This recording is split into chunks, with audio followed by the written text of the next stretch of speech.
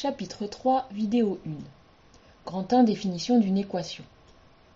Alors une équation, qu'est-ce que c'est? Alors une équation, c'est avant tout une égalité.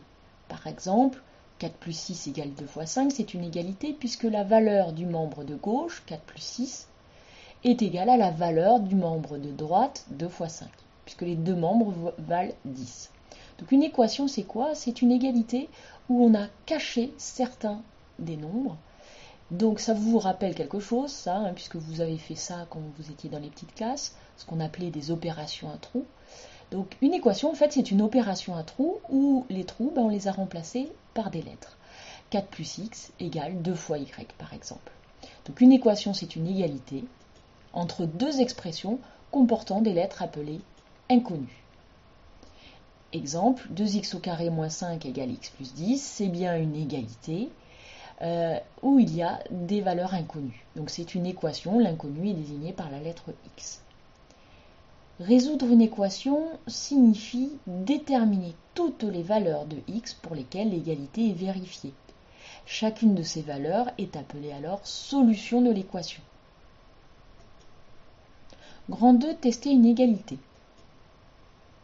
Tester une égalité, c'est j'ai une équation et j'aimerais vérifier si une valeur de x fonctionne, en gros, si une valeur est solution ou pas.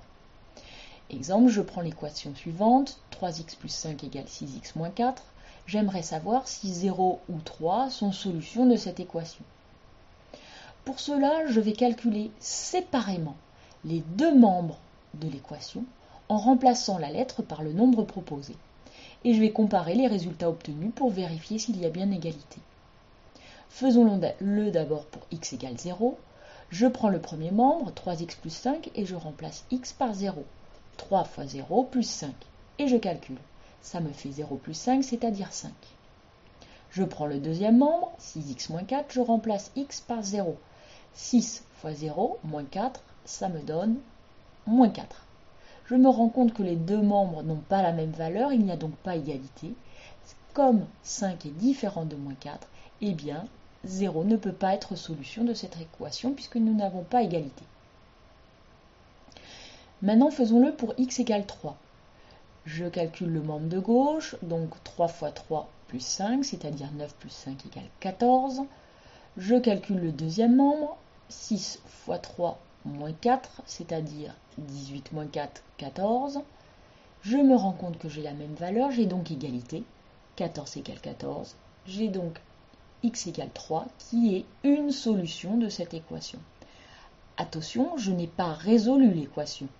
J'ai juste vérifié qu'une valeur était solution. Voilà, c'est terminé.